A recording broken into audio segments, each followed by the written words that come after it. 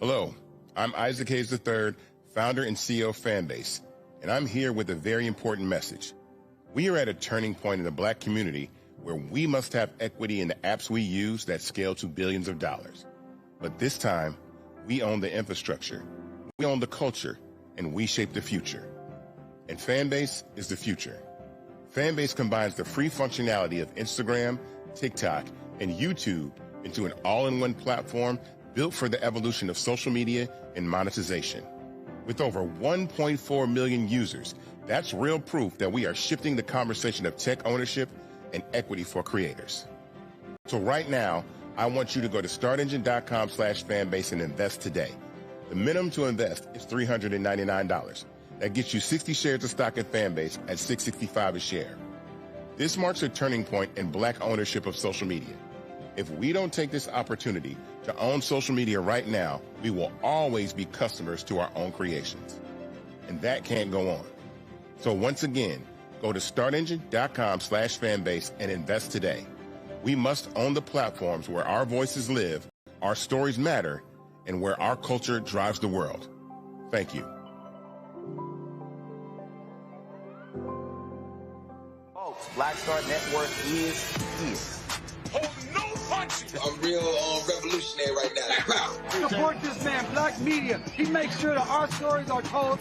Thank you for being the voice of Black America, Roland. Stay black. I love y'all. All momentum we have now, we have to keep this going. The video looks phenomenal. See, this difference between Black Star Network and Black-owned media and something like CNN. You can't be Black-owned media and be scared. It's time to be smart. Bring your eyeballs home. You dig?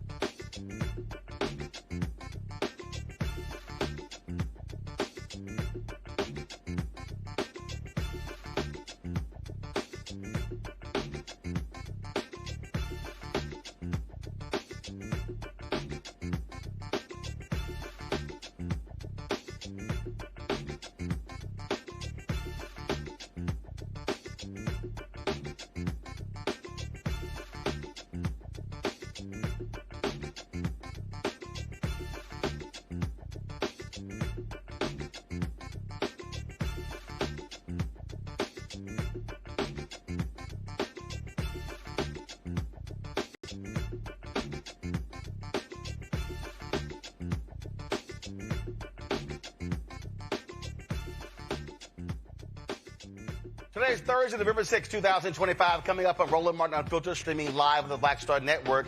North Carolina's new Republican-drawn congressional maps, those racist gerrymandered maps, are headed to court. The first lawsuit challenging the legality of the maps has been filed. It's day 37 of the longest government shutdown in American history. Flights are being canceled, paychecks missed, families struggling, and still no end in sight. We'll break down what Democrats are doing to push for a deal. A federal judge says the Trump administration must pay full SNAP benefits for November by Friday, a lifeline for more than 42 million Americans relying on food assistance. The battle for labor power is heating up. The Teamsters national election could reshape the future of the labor movement, and they could get their first black president as he challenges current president and MAGA lover Sean O'Brien. After decades at the top, Nancy Pelosi is saying goodbye to Congress. We'll talk to her former communications director. Plus, MAGA maggot Megyn Kelly sure has a lot to say about black people, especially black women and their hair. Yeah, I got to smack her little silly ass, and y'all know I can't wait. It's time to bring the funk on Roland Martin Unfiltered on the Black Star Network. Let's go. He's got whatever the miss, he's on it. Whatever it is, he's got the scoop, the fact, the find. And when it breaks, he's right on time and it's rolling. Best believe he's knowing. Putting it down from sports to news to politics. With entertainment just for kicks, he's rolling. It's on go, y'all. It's Roland Martin, yeah. Rolling with Roland now. He's funk, he's fresh, he's real, the best, you know he's Roland Martin now.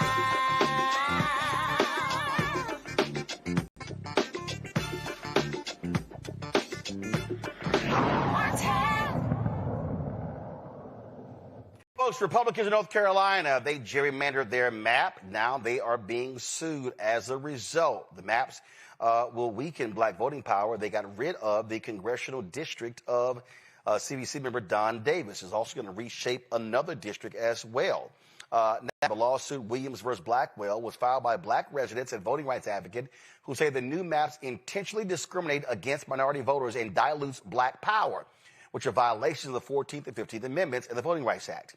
Federal judges have scheduled a crucial hearing for November 19th in Winston-Salem to consider a preliminary injunction that could block the new congressional map. This hearing comes just 12 days before candidates are set to begin filing for North Carolina's 2026 congressional elections, making it a pivotal moment for the state's political landscape. Now, understand what's going on here. Republicans, of course, all across the country are trying to gerrymander as many maps as possible. Why? Because they are scared to death that they're going to lose next November. Donald Trump has demanded they do this. And so, of course, we saw what happened in Texas. We see what they're doing in Missouri, in Indiana. Kansas has backed off. We see what's happening. Florida's talking about this here. Of course, we know what Texas did. And so this is where we stand, where Republicans have power. And the problem is this here. Because of the Constitution in North Carolina, the governor cannot veto a bill dealing with redistricting. And so that's what is going on here. Let's go to our panel. Dr. Nola Haynes, Georgetown University School of Foreign Service out of D.C., Dr. Greg Carr, Department of Afro-American Studies at Howard University, Rishi Colbert, host of the Rishi Colbert Show on Sirius XM Radio, creator of the card game Am I Trippin' out of D.C. Greg, I want to start with you. You said beforehand that it was wise for voting rights advocates to use the 15th Amendment as a part of this pushback. Explain again to people why that's the case as opposed to the Voting Rights Act and Section 2. Well, the Voting Rights Act in Section 2 is pursuant to the 15th Amendment. We know that Section 2 of the 15th Amendment enables Congress to pass all appropriate legislation to enforce the 15th Amendment. So it's not an alternative. It's an attempt to have Congress basically enforce the 15th Amendment.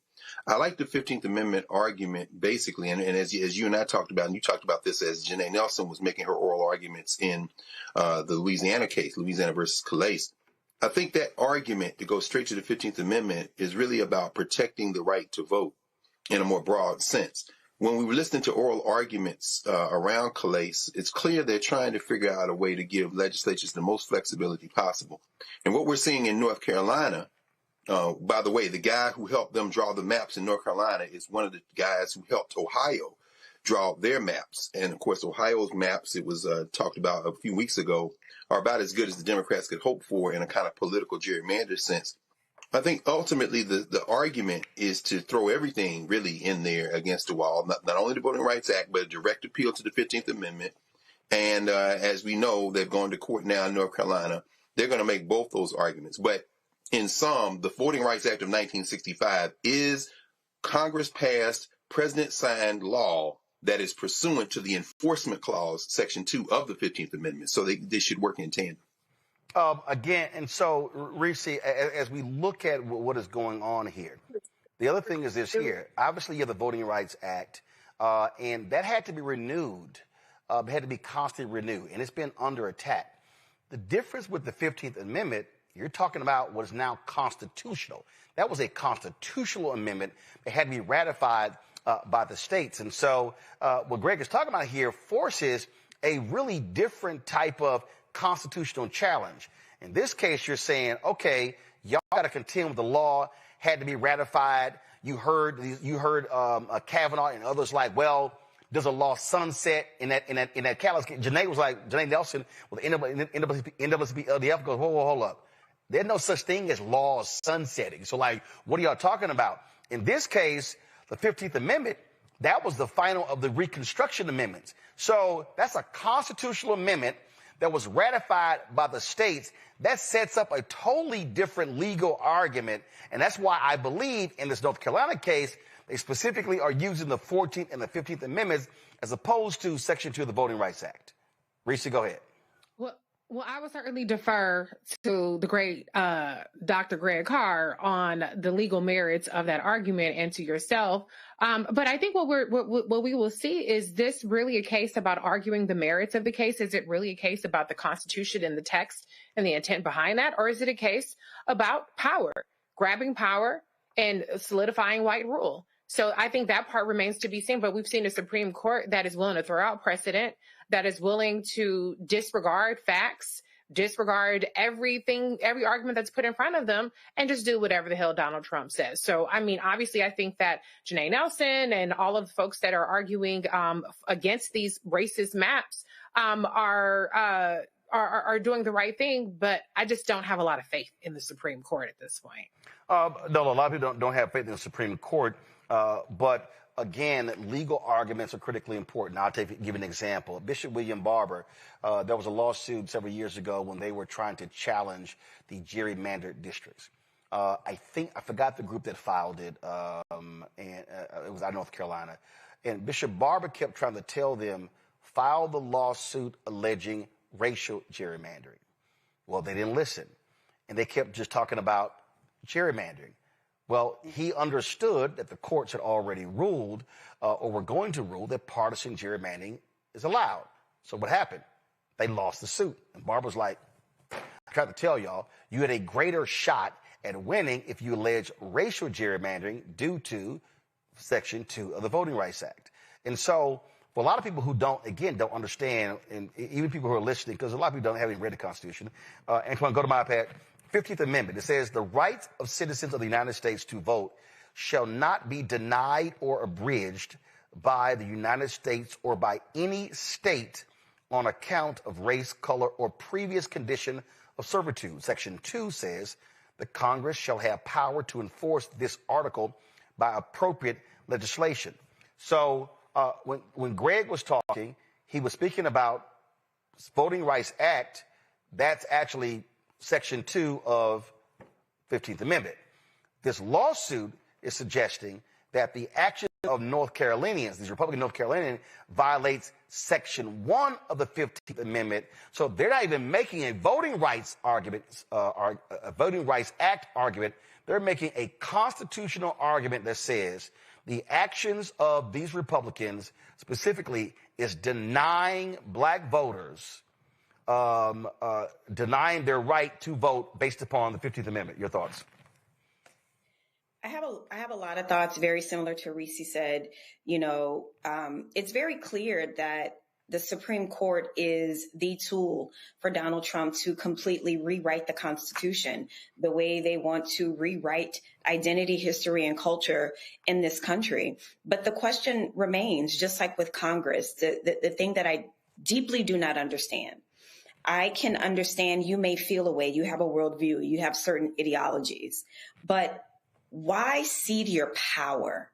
That's the part of this that I do not get. Everything that you go through to become a Supreme Court justice, what do you get out of this in the long term to allow one person to undo settled law?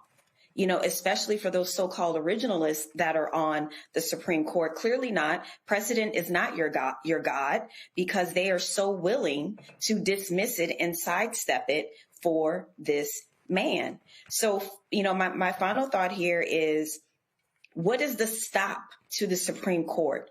What is the bottom for them? When does it stop being about their ideology, which is extreme? It does not even match the way that the country is moving towards and where we are now. So what is the stop?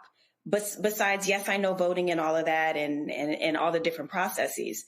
But before we can even get there, are there any solutions to the Supreme Court giving Donald Trump everything that he wants? Greg, the thing that people have to recognize is that the right-wingers don't care about the institution. The Federalist Society, their entire focus was to infiltrate. First of all, let's go back. The Federalist Society, set up by right-wing foundations and donors, Scapes, Mellon out of Pittsburgh and other places, they've been pissed off with the federal courts because of Brown versus Board of Education, because of the Civil Rights Act of 64, the Voting Rights Act of 65, the Fair Housing Act of 68, because of their legal rulings on Roe v. Wade, on other issues. And so they said, we have to create our own system to take over the courts to now rule on laws in our favor. So this Supreme Court, John Roberts, Amy Coney Barrett, Neil Gorsuch, Kavanaugh, Alito, Clarence Thomas, they don't believe in settled law. They believe that we can overturn whatever we want. And the fact of the matter is that power actually rests with the Supreme Court. The Supreme Court can change laws. Let's use North Carolina as an example. The North Carolina Supreme Court is now a 5-2 right-wing court, led by a right-wing ideologue who became Chief Justice. That person was pissed off when he wasn't chosen to be Chief Justice and Sherry Beasley was. That's why he ran against Sherry Beasley, beat her. She lost by 401 votes. Then a right-winger took his place. On the national Supreme Court, these folks say, we don't care about settled law. We want to change law to fit our ideology. So they don't care about the institution. Even John Roberts, he can claim about, well, we're concerned about the rule of law. No, the whole deal is, while we have the power, we know that our judicial rulings today could actually last the next 100, 200 years. So they have made an ideological decision. So the reason they are going along, Greg, with Donald Trump, because he appointed 3 of them. They now have not only 5-4, they now have 6-3. So even if they lose one of them along the way, they still got the 5. So they want to enshrine in law their vision of America. It doesn't matter where the nation is going. They want to say, the nation, y'all can go as far as y'all want to, but we going to tell y'all how you can roll. Greg, you're on mute. And they are ideologues. Thank you, Roland. Thank you, brother. That's right. They are ideologues, and that is their vision. I think what we should always keep in mind, however, is how fragile that vision is. For those who listened to the oral arguments in the tariff case yesterday, there are two doctrines they basically invented, the right wing, the most extremist of the fascists, the major questions doctrine and the non-delegation doctrine. Yesterday, we heard Sotomayor, Kagan, and Ketanji Onyeka Brown-Jackson evoke those doctrines and use them as a weapon against the Trump administration's argument that the president can do it where the hell he wants when it comes to tariffs. Precisely because this same court ruled against Joe Biden using the same theories when they said that Congress cannot delegate its authority to the president. That's the non-delegation doctrine. And the major question doctrine saying that there are some issues that are beyond the scope, not beyond the scope of the law, but are so broad that they must be considered as almost transcending any particular statutory interpretation, the major questions doctrine. And they used that to say that Joe Biden couldn't forgive student loans, that he didn't have that power as the executive. Well, yesterday, in the oral argument, you hear the so-called liberal justices saying, okay, so is that the case? Yeah. And what you heard was an ideologue like Neil Gorsuch caught in an ideological trap because that judge made law, that interpretation, that broad overreach that is absolutely grounded in the work of the Federalist Society. I was in law school when the Federalist Society was started in the late 80s.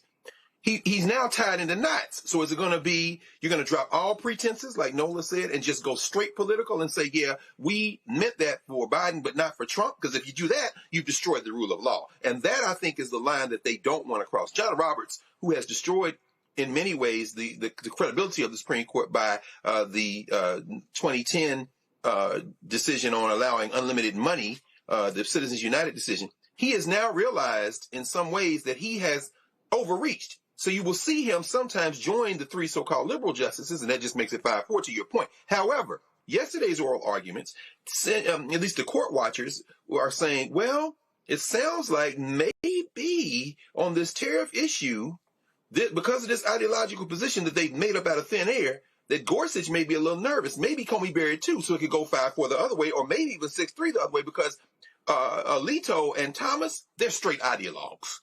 They don't give a damn. Now, all of that coming to this point as it relates to this question of justiciability, whether, in other words, whether or not something can be weighed in on by the courts. The political question as it relates to gerrymandering, they're saying political questions, political gerrymander, as you say, is non-justiciable. You can't bring that to the court. This is where this comes into play in this regard. We know elections are the purview of the states. We saw that in Ohio. The Ohio Supreme Court ruled that the redistricting commission that Ohio put together had drawn maps in a way that had diminished the capacity of people to be able to elect their representatives of their choice and have their voices heard in the way that the commission was set up to do. The politicians in Ohio didn't like it, but it was a state Supreme Court that did it. We saw the same thing in Pennsylvania. As you say, see the same thing in North Carolina. Then, when the right wing is not satisfied with that, they go to the federal courts. And here is where what you said about the 15th Amendment is so important. The Voting Rights Act does sunset. It is extended. We saw it extended under Reagan. We saw it extended under George W. Bush. We saw it extended for 25 years beyond that. We haven't reached that moment yet. So they got a two-pronged strategy. Number one, we want to destroy the Voting Rights Act if we can, which is simply an enforcement mechanism for the 15th Amendment, as you said. Temporary, perhaps, which is why Kavanaugh reached out and pulled a number out of his ass. Didn't even pull a number out like Senator O'Connor did with affirmative action. And instead of saying, she said 25 years, maybe we don't need affirmative action. Kavanaugh says, well, at some point in the future, maybe the near future, maybe now, we don't need it anymore. He's making it up. But what they're going after in Section 2 is to say, Section 2 really echoes the 15th Amendment. But Section 2 had been interpreted by judges to say, you got to show that states intentionally drew these lines to discriminate. Well, in 1982, they amended the Voting Rights Act to take the intent standard out. You don't have to show that they intended to do it. You just have to see the effect there. That's what Ketanji Brown-Jackson was arguing. But here, as you say, this is why Bishop Barber is trying to help them understand.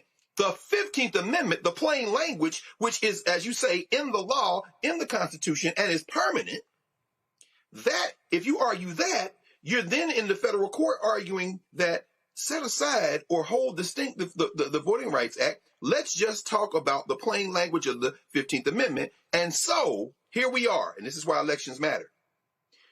The court, as presently constituted, is probably going to try to diminish the Voting Rights Act and maybe even reinterpret the 15th Amendment. And again, to say that, no, it doesn't mean that you can't do these extreme gerrymanders. However, do you know what it takes to change the number of people on the Supreme Court? It's been done 6 times in U.S. history. You got to get a bill introduced in the House of Representatives, passed through the Senate, and signed by the president. If you win an election, did y'all hear Donald Trump at his luncheon when he was sundowning and talking crazy the other day? He said if they win, they're going to pack the court, and then they're going to let D.C. and Puerto Rico be states and get 2 senators apiece. Hey, man, you're acting like that's a deal breaker. It could change just that quick. The number that has been bandied about is 13. Put 5 more people on the court. You win the House. You win the Senate. You get the presidency. You can add 5 people to the Supreme Court tomorrow, baby. That's all it takes to change the number on the Supreme Court. We need to be thinking strategically, Roland. Now, Greg, I also want you to explain to people, because you said first, it's happened 6 times. Yeah. We have explained why the number 13 is so important. And it's hard for the folk who say don't expand the court, because it's not packing. Let's be real clear. It's not packing the court. We know that FDR wanted to pack the court. So when we talk about expand the court, there's already precedent below the Supreme Court. Explain. Well, I mean, you're talking about there are 3 levels of the federal courts. There are the district courts, there are the courts of appeal, and then there is the Supreme Court. The number at the district court level and the number at the courts of appeals level are usually commensurate with the populations. So it's a similar principle, not the exact same, but it's similar as we think about the number of Congress people, which is going to always stay at 435, and the number of senators, which always stays at 2. The hard cap on the House of Representatives is 435. But if population moves from, let's say, New Jersey to Texas or New York to Florida, then as the population changes, that number is going to stay the same at 435. But where that number manifests is going to change depending on what the population is. The district courts have a certain number based on the population, based on the number of states. The courts of appeal, which are clustered around the various, there are 11 courts of appeal, and then you got the federal appeals court as well. Those numbers are consistent, again, with the regions, but the Supreme Court doesn't have those restrictions. When Roosevelt tried his court packing plan, politically, it intimidated the existing court, because what he was worried about was that they were going to find all those New Deal policies unconstitutional. So when they say America's not a socialist country, as we were talking about the other night during the election coverage, yet it's socialist when it comes to Social Security, Medicare, and Medicaid, Roosevelt was worried that they were going to say you can't do Social Security, you can't do FDIC, you can't do those federal programs because they are in contravention to the Constitution. So he said, no problem. I'm going to ask some judges, and I'll get some judges who will say they are constitutional. Ultimately, the plan failed. The Congress didn't back him on it, but it sent a message to that Supreme Court. Fast forward to 2026, the midterm elections. If you elect enough Congress people to the House of Representatives, you elect enough senators, not enough senators, enough senators, either in 26 or 28, and you elect a Democratic president, but you're going to have more than just 1 more than the Republicans in the Senate or 2 more than the Republicans in the House, because what that is going to do is trigger those Democrats who are hiding right now. John Fetterman is a Republican for what I'm talking about right now. So you're going to have more than 1 or 2 people in the majority in the Senate. And ultimately, if you can do that, get that bill, you go to 13. The reason it's 13 is because it has to be an odd number. Because ostensibly, that means you're never going to have a tie unless somebody recuses themselves. But as long as you have an odd number, the likelihood is that you're going to have a ruling one way or the other. And if you put 5 justices on the Supreme Court, you're basically talking about everything that you want to run the table on. That's voting rights. That's police brutality. All of that stuff. Because what we are dealing with isn't the plain language of the Constitution. It isn't. This is what Ketanji Brown Jackson keeps dragging them back to in her dissents. It is the interpretation of the Constitution by judges. And there are 2 standards that have generally been bandied about. One is strict interpretation, what they call the originalist position. We want to know what the founders meant. Guess what? George Washington was dead as a doornail when they passed the 13th, 14th, and 15th Amendments. Ketanji Brown Jackson is like, since he wasn't around, let's look at what the authors, Hingham and Charles Sumner, what did they mean by the 13th, 14th, and 15th Amendments? If you read that, it's clear they meant it to protect us, people of African descent. This court has ignored all that. They don't want to be originalists when it comes to the Reconstruction Amendments, only to their slave master friends back in the days of yore. When they do that, however, all that can be changed by who's sitting on the bench. That is not constitutional law, plain language. It is statutory interpretation. So you change the judges, you change the law. It's that simple. And how do you change the judges? You go your ass to the voting booth. It's just that simple, Roland. So for the people who are watching, you heard Greg say that it's changed 6 times. And so I go to my iPad.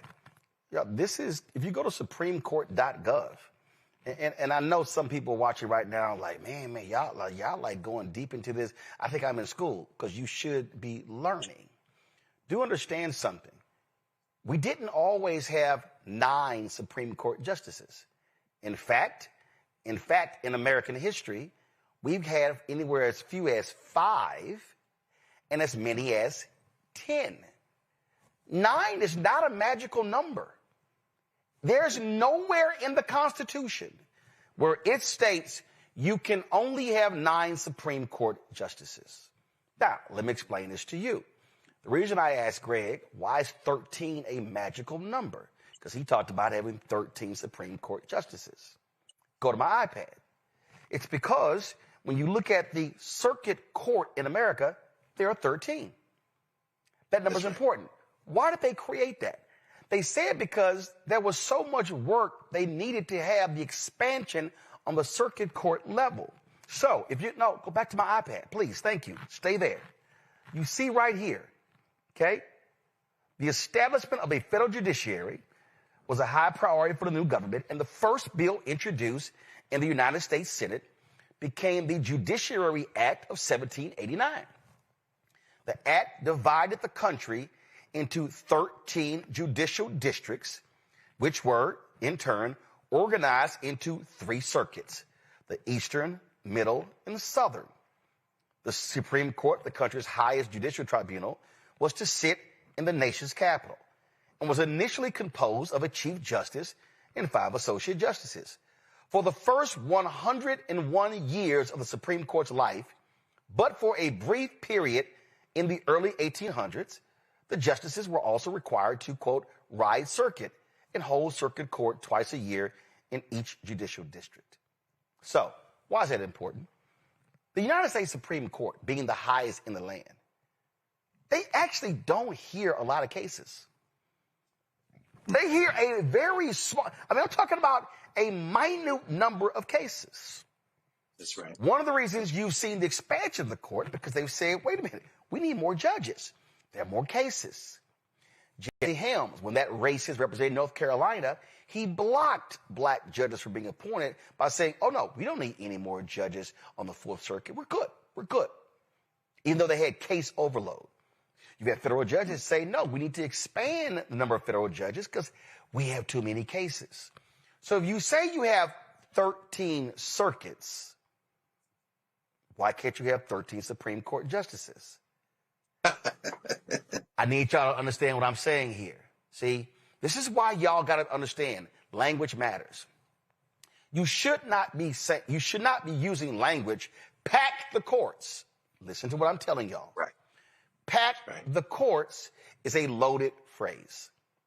Pack the courts then leads to this, line. You're trying to take it over. No. I'm simply stating you expand the court. You expand the court so the Supreme Court can actually be on par with the circuit courts. 13 circuit courts should be 13 Supreme Court justices. Now, if you add 4 Supreme Court justices, they can actually now rule on more cases. They can hear more cases. We're paying them. These are supposed to be the most brilliant legal minds in the world. Why do they have to rule on so few cases? That makes no sense. They could be literally hearing oral arguments multiple times a day.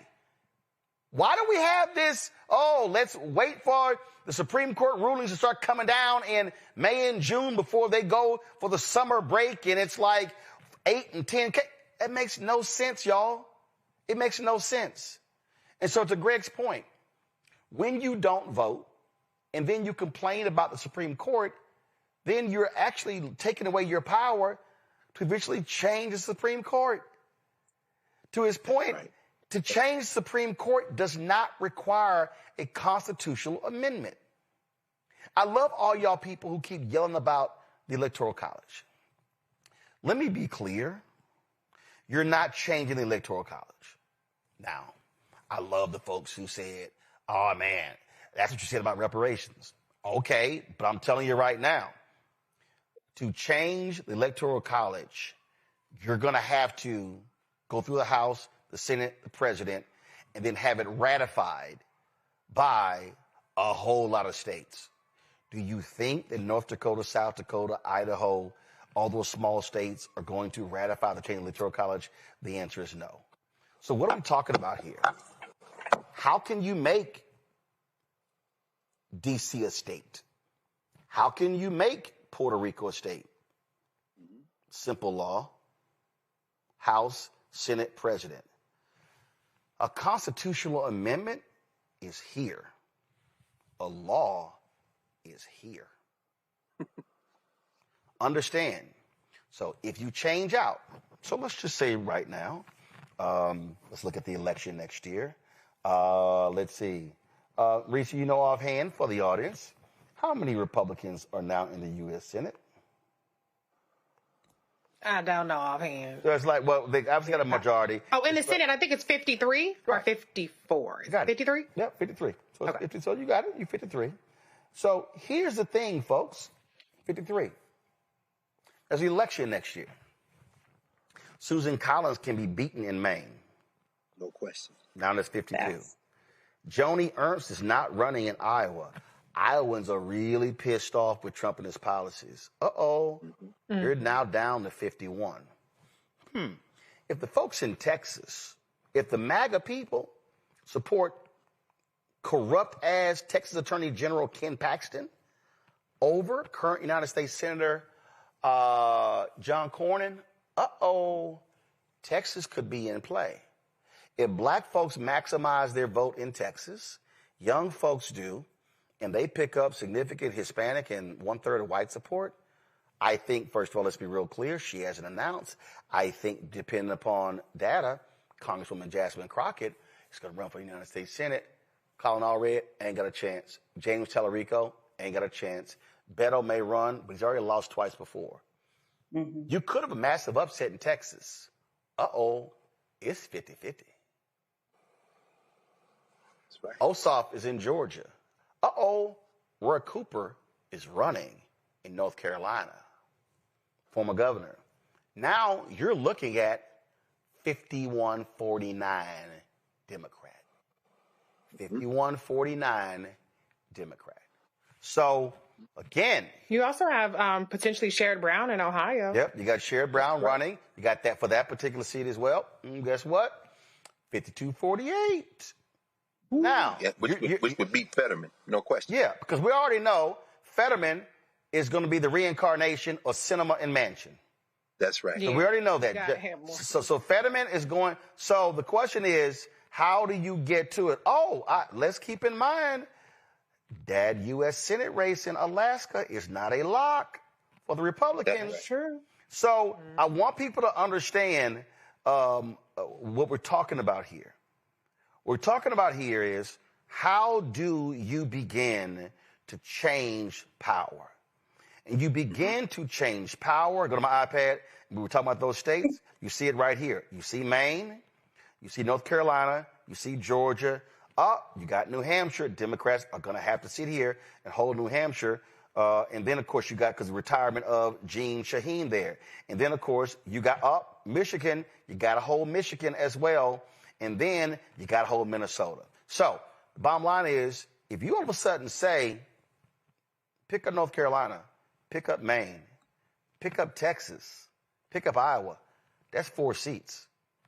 Again, depending upon how stuff, Trump keep doing what he's doing, it's going to be some pissed off Alaskans.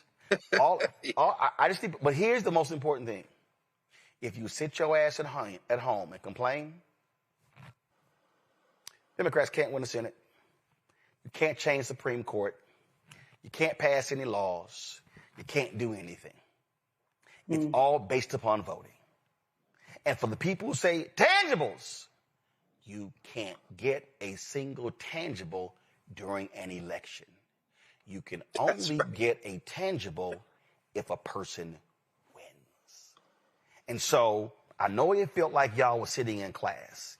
And I know some of y'all watching and listening, your eyes glossed over. You were like, oh, my God, this reminds me when I was in government class in school. Well, that's also part of the problem, because too many people weren't paying attention to government class in the 9th, 10th, 11th, and 12th grade. They were daydreaming in the 6th, 7th, and 8th grade. The problem that we have right now is people don't understand basic civics.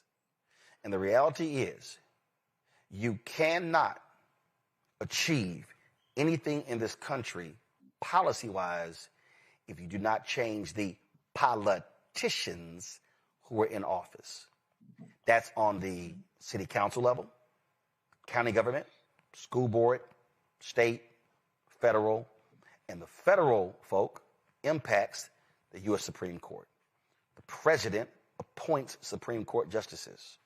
The Senate advises and consents, meaning they can confirm or deny. All of these things are interrelated, all of them. So whoever wins the presidency can appoint the United States Supreme Court justice, and they must be confirmed by the senators. And that Supreme Court justice literally rules on laws that are passed based upon lawsuits that are filed against the city, school board, county, state, and federal. So while you may be watching me right now saying, well, I like the sister in North Carolina who called me in 2016, who said she wasn't feeling Hillary Clinton. She says, I'm going to focus on issues in my state. And I said, really? Can you tell me the 3 top issues you care about? And she did. And I drew a direct line between who was president and the Senate to the issues in her state, because it never dawned on her while she was fighting for laws in her city, she didn't realize that somebody could file a lawsuit in federal court against that law, and the Supreme Court could rule on that law in her city. She thought because it was the city, the federal Supreme Court had no jurisdiction on that, but that is not the case. The United States Supreme Court is the law of the land. They are the final arbiter of laws. Congress can pass a law, but are y'all aware that even the Supreme Court could declare a law passed by Congress to be unconstitutional? So you better understand, if you sit out and check out, then you lose out. I'll be right back on Roland Martin Unfiltered on the Black Star Network.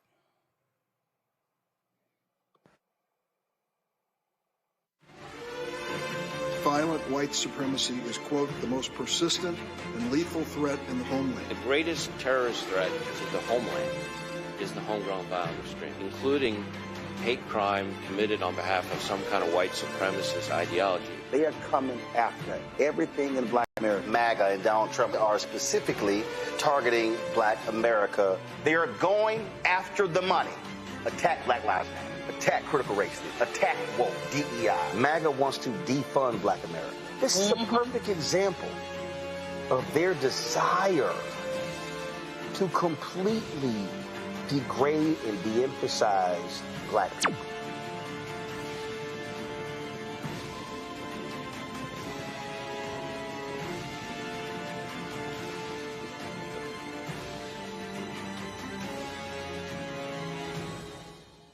Next on the Black Table with me, Greg Carr. The United States is the most dangerous place for a woman to give birth among all industrialized nations on the planet. Think about that for a second. That's not all. Black women are 3 times more likely to die in this country during childbirth than white women. These healthcare systems are inherently racist. There are a lot of white supremacist ideas and mythologies around Black women, Black women's bodies, even Black people, that we experience painless, right? Activist, organizer, and fearless freedom fighter Monifa Akinwole-Bandele from Moms Rising joins us and tells us this shocking phenomenon, like so much else, is rooted in unadulterated racism. And that's just one of her fights. Monifa Bandele on the next Black Table here on the Black Star Network. I'm Bishop T.D. Jakes, and you're watching Roland Martin, Unfiltered.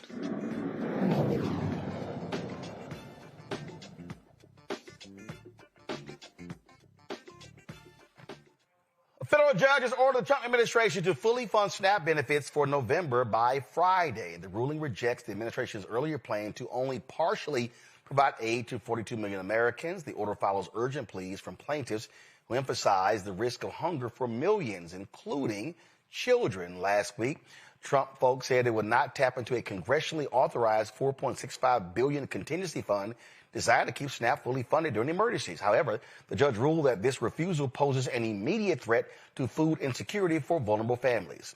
Meanwhile, we're on day 37, the longest government shutdown in American history. Senate Majority Leader John Thune says Republicans are waiting on Democrats to respond to a proposal that includes 3 full-year funding bills and a promise to reconsider health care subsidies.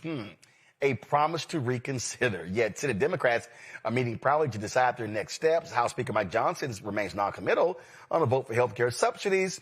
Fooling concerns the stalemate could continue for longer. They also are trying to play a game because, see, Democrats are like, wait a minute, why should we cut a deal if y'all going to turn around and ignore the deal? Here's House Democrat Leader Hakeem Jeffries. This is day 37 of the Trump Republican shutdown. And the position of House Democrats remains the same. We will not support a partisan Republican spending bill that continues to gut the health care of the American people. We're ready, we're willing, we're able to sit down with our Republican colleagues anytime, any place, in order to reopen the government, to find a bipartisan path forward, and to decisively address the Republican health care crisis that continues to crush people all across the country. Tens of millions of Americans who are in the open enrollment period right now are seeing their premiums, copays, and deductibles skyrocket, in some cases, by $1,000 or $2,000 per month. That is unsustainable, particularly in this country right now, which is experiencing an affordability crisis. Life has gotten more expensive under Donald Trump and Republican policies. This is from a group of people led by Donald Trump who promised that costs were going to go down on day one. Costs haven't gone down in America. Costs are through the roof. Housing costs are up. Grocery costs are up. Child care costs are up. Electricity bills are skyrocketing. And now, because of the Republican refusal to extend the Affordable Care Act tax credits, health care premiums are going to drive some people into medical bankruptcy, and tens of millions of folks won't be able to provide a doctor when they need one. That's why we have to decisively address the Republican health care crisis. And that's why we need Donald Trump to show some leadership. Stop hiding. Show some leadership. Direct Mike Johnson and John Thune, both of whom work for you. Donald Trump is the puppet master of congressional Republicans. Show some leadership. Direct them to sit down so we can authentically enter into a bipartisan negotiation and end this Republican madness now. Reese, very simple. Democrats cannot and should not give in, force Republicans to cede to their demands. Don't fall for the promise to consider subsidies. No, make it happen. Well, to borrow from our alphabet gang friends, cut the check. Do not allow Republicans to give you absolutely nothing when Republicans just got their ass kicked on Tuesday, because Americans are sick of Republican shit. They are sick of MAGA. They are sick of Mike Johnson. They're sick of John Thune. They are sick of Donald Trump. A potato sack could have won half of these elections if they had a D next to their name as opposed to an R.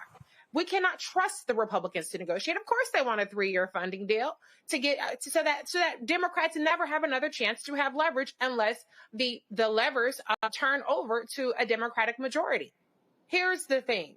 What Republicans are doing right now is they are trying to maximize pain, maximize cruelty, and maximize the harm that they are inflicting on the American people. The reason why our reality TV transportation secretary is cutting 10% of flights, starting 4% tomorrow and 10% by the end of the week, is because they want to make shit miserable for people. They want people to get to these airports and play Kristi Noem's propagandist video and blame Democrats for the fact that their flights are being canceled, when the fact of the matter is that Sean Duffy doesn't know what the hell he's doing.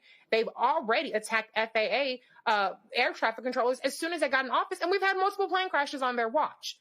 Donald Trump is withholding it, admitted as much, and the judge smacked him down for admitting that he wants to starve people and use these people's starvation and their inability to put food on the table as the equivalent of a gun to Democrats' head. He wants to extort the votes from Democrats, and Democrats should not fold. The reality is either cancel the fucking filibuster, Republicans, and use your own votes because you're in the majority in the Senate, you're in the majority in the House, and you have the White House, and open up the damn government yourself, or you get the votes that you need from Democrats by negotiating. Mike Johnson, call your little bitches back to Congress. You're going to have the Epstein files released. Get over it. Swear in the lady from Arizona and open up the government. Do your jobs, period. Nola? 1,000%, you know, and everything that is happening, that everything that we're seeing, things that I'm hearing from people that are working still at these agencies, although none of them are really functioning at capacity, is, these secretaries, they won't go out and they won't say it, but they are catching hell back at their agencies, especially when we're talking about an agency like the FAA, because we're talking about lives, right? And I'm just now seeing that because USAID was shut down, now we are looking at close to 600,000 deaths worldwide. The bodies are adding up, and the bodies are going to continue to add up when children aren't able to get their SNAP benefits, because 34% of children are on SNAP benefits. Children. So yes, I place definitely a lot of blame at the feet of the Republicans. But the one thing that I do want to say about the Democrats is that, they are holding together. That is not an easy thing to do. But I am interested in what an exit strategy looks like, because real people are being affected and impacted. And, as someone who has friends and colleagues who still work in these agencies, who don't know what's going to happen tomorrow or the next week. They don't know if they're going to get back pay. This is very serious and has consequences for people's everyday lives. But here's the thing here, Greg. The reality is people are being hurt across the board. They're being hurt when they cut SNAP benefits. They're being hurt with lack of health care. They're being hurt with healthcare premiums increasing. Not only that, you got members of Congress. I saw a tweet earlier from Congressman Emmanuel Cleaver, who said, first of all, back pay is literally the law of the land. Now, granted, you can have where Trump may think he can do whatever hell he wants to, but then you're going to have to run up against the actual law when it comes to this whole issue. And so that's the right. This is give me 1 second. This right here is the tweet from him. Federal workers are entitled to back pay following a government shutdown. Any attempt to withhold this pay from federal workers would be illegal and morally reprehensible. But here's the piece. If you do not use the leverage that you have, then you cannot gain any changes, especially with Republicans controlling the House, controlling the Senate, controlling the White House. This is how you have to use your leverage, influence, and power. It's very true, Roland. And we talked about this again. We talked about it on Tuesday night. There had already begun a trickle of reporting that some quote-unquote moderate Democrats and moderate Republican senators were caucusing together quietly, trying to figure out the outline of a deal. And that the quote-unquote liberal or progressive senators were apoplectic, were furious.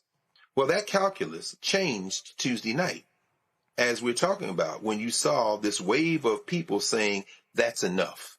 It put, at least temporarily, enough steel in the spines of the so-called moderate Democrats in the Senate that they backed out now, apparently, as the reporting goes, from considering some kind of talks for a deal. And as far as the Republicans go, I embrace them because this is the last play they have left. The Republican Party is on the verge of death and collapse. The commercial news, entertainment, mass media has to continue to promote this idea that all the Democrats are in disarray, circular firing squad, because they're trying to sell ads and sell newspapers and draw eyeballs. But the reality is that the party that is in trouble in this country is the white nationalist party, because they're on the verge of collapse. They don't have another card. So when you read Judge McConnell's order today, and he was furious, he read from the bench before issuing it in writing. He said, I told y'all earlier, you've got to release this. And then you come back and say that you're trying, or the Agriculture Department has more new rules. And then watch this. This is crazy because one of the officials in the government said that they have been complying with the order. So now what the Republicans are doing right now is just straight lying. The master of it, of course, is the MAGA Muppet, Mike Johnson. He just gets on stage, and whatever it is, he says the opposite. The person behind this, the puppet master, if there's one person you can put this on, is that little nasty piece of work, that gnarled human soul, Russell Vogt, at the Office of Management and Budget. Because Vogt understands something, if he doesn't understand anything else. I can just get to the point where I just tie it up in administrative functions. Agriculture said we got new regs and it's going to slow it down. And when all else fails, I'll just ignore the courts. They've already said today they're going to appeal this. But here's where the calculus is going to ultimately break their back if the Democrats can stick together, as we've said. All you got to do is put people in so much pain that, like anything else that is unbearable, they move to remove the source of the pain. The sources of pain is Republicans. They're out of places to hide. And when they just go to the straight open divided court and straight lie, you know that their desperation has brought you almost to the brink of victory if you can just hold the line a little bit longer. Absolutely. Folks, got to go to the break. We come back. We're going to hear from a brother who wants to become the next president of the Teamsters Union. Also, Brittany Noble will have our headlines. Plus, we'll talk about that maggot, Megyn Kelly. Why she keeps staying in black folks' business. This time, talking about Michelle Obama and the hair of black women. What your bony flat ass know about the hair of black women, Megyn Kelly? Yeah, I'm going to deal with her ass right here. I'm Roland Martin Unfiltered on the Black Star Network. Support the work that we do. Join our Bring the Funk fan club. Your dollars make it possible to do the stories that we do. If you want to contribute to us via Stripe, use the QR code to the left. Also, you can use that for Cash App and credit cards. PayPal is R Martin Unfiltered. Venmo is RM Unfiltered. Zelle, Roland at RolandSMartin.com, Roland at RolandMartinUnfiltered.com. Checks and money order. Make a payable to Roland Martin Unfiltered, P.O. Box 57196, Washington, D.C. 2003 7-0196. Back in a moment. Violent white supremacy is, quote, the most persistent and lethal threat in the homeland. The greatest terrorist threat to the homeland is the homegrown violence stream, including hate crime committed on behalf of some kind of white supremacist ideology. They are coming after everything in black America. MAGA and Donald Trump are specifically targeting black America. They are going after the money. Attack Black Lives Matter. Attack critical race theory. Attack woke, DEI. MAGA wants to defund black America. This is a perfect example of their desire to completely degrade and de-emphasize black people.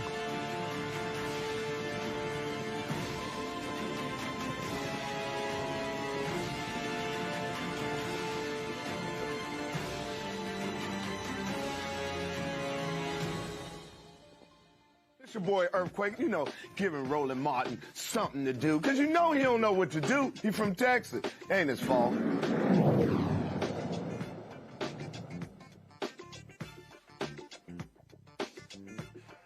Folks, election for the next president of the Teamsters is next year, and it stands as a pivotal moment for the labor organization. More than 1.3 million members of the International Brotherhood of Teamsters, one of the nation's most powerful unions, will choose between the current president, Sean O'Brien, who has gotten extremely close to MAGA and Donald Trump, and challenger Richard Hooker Jr., a Philadelphia Teamster who demands a union that truly serves working people. Richard joins us now from Chicago, where he's campaigning. Richard, glad to have you here. When did you make the decision that you wanted to be the next president? Was there something specific that caused you to say, you know what, it's time for me to challenge Sean O'Brien? Well, we made the decision this summer because of all the things that have been happening within the Teamsters. His flirtation with the anti-labor, anti-working class administration and Donald Trump, along with a lot of our largest contract with UPS and some of the things that happened there. And we have to make a decision on where do we want this organization to go. And we believe now is the time because our members are not happy. Our rank and file members are not happy with the direction that the Teamsters are going in. And why not us? Why not now? You talk about that, and the reality is that we saw Sean O'Brien speak at the Republican National Convention. He did not speak at the Democratic National Convention. He was not happy about that. And he also openly chastised Vice President Kamala Harris. He went on the podcast talking about how she walked in and she was insulting and how she expected their endorsement, even though she was the one who cast the critical vote to restore the pension, to pay out the pensions. 600,000 Teamsters. This was the most pro-union administration since FDR, and you had other labor unions that were supporting this administration, and he acted like they hadn't done a damn thing for Teamsters and labor. I know, and it's still shocking to all of us because it's one thing to support someone who you feel as though just a rubber stamp. But the other option has a resume that does not include helping working people at all. You're talking about his first term, rolling back labor protections. Then he gets back in there, and look what he does to the NLRB. Look what he's done to the TSA workers. Look what he's doing right now to the federal workers. So to have a relationship with a person like that and to have an idea that you believe that this administration is going to help us, I still can't believe it. A lot of us can't believe it. And again, this is why things have to change within our organization. We can't continue down this road. After they made the decision not to endorse her, and of course, the last time, if I'm correct, the Teamsters didn't endorse Hillary Clinton. And so a lot of people are like, yo, what's up? Teamsters can't endorse women. Not only that, not a single Republican supported the American Rescue Plan that included that $36 billion bailout of Teamsters and other pensions. Not only that, the Teamsters, they're endorsing Vivek Ramaswamy for governor of Ohio when Ramaswamy and Elon Musk and Donald Trump were all joking about, guys, go to my iPad, come on. They were all joking about how, hey, if folks strike, you should be crossing the line. I mean, that right there, but you're like, what the hell is going on? I'm with you. And why do we put ourselves in a position where we want to trust a person like this? Like you said, to your point, Brother Roland, Elon Musk and Donald Trump were on a live line talking about, we like what you do with workers when they go on strike. You fire them. And this is who we align ourselves with. This cannot be the direction of the Teamsters. We're better than that. We're bigger than that. And this election is going to prove that members are not happy with the direction of the Teamsters. What is your plan of action? What do you want to get done if you are president of the Teamsters Union?